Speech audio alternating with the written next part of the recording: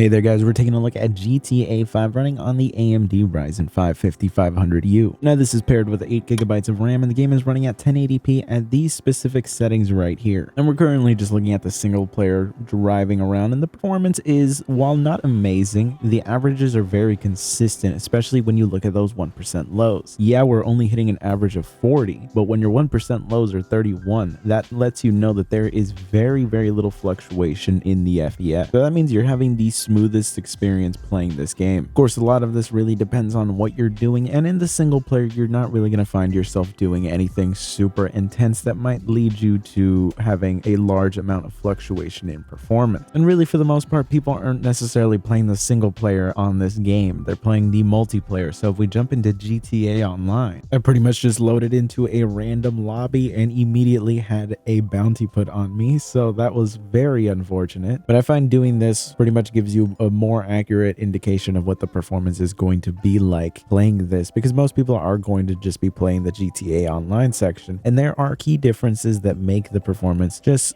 a little bit more demanding compared to just the single player. And while I was just driving around, this random person just pulled up on me because of course I have a bounty on me, so I just start driving away trying to survive. And it's at this point that you start to see that the performance can fluctuate a bit, but overall what you'll notice is that the frame times are still very consistent. Yeah, the FPS will sometimes drop into the low 30s, but it's still a very consistent experience. Our averages are just barely dipping below 40. The game is still keeping up for the most part. You are going to be able to play this game a lot of the time. There will be situations where things might start to perform pretty badly though, specifically if you start using, really big weapons and stuff like that. And if you really just want to avoid as many performance headaches as possible, you can drop things down to 720p and get a very nice bump in those 1% lows and those averages. So 1080p isn't out of the question, but 720p is going to give you a very nice experience. So both are options here for the most part. But anyway, I hope you found this video useful. If you did, be sure to subscribe, and if you're interested in picking up the game, you can use our affiliate link down below, 4K4G, and it will help support the channel. It really helps me get more games to test on here. As always, I really appreciate the support.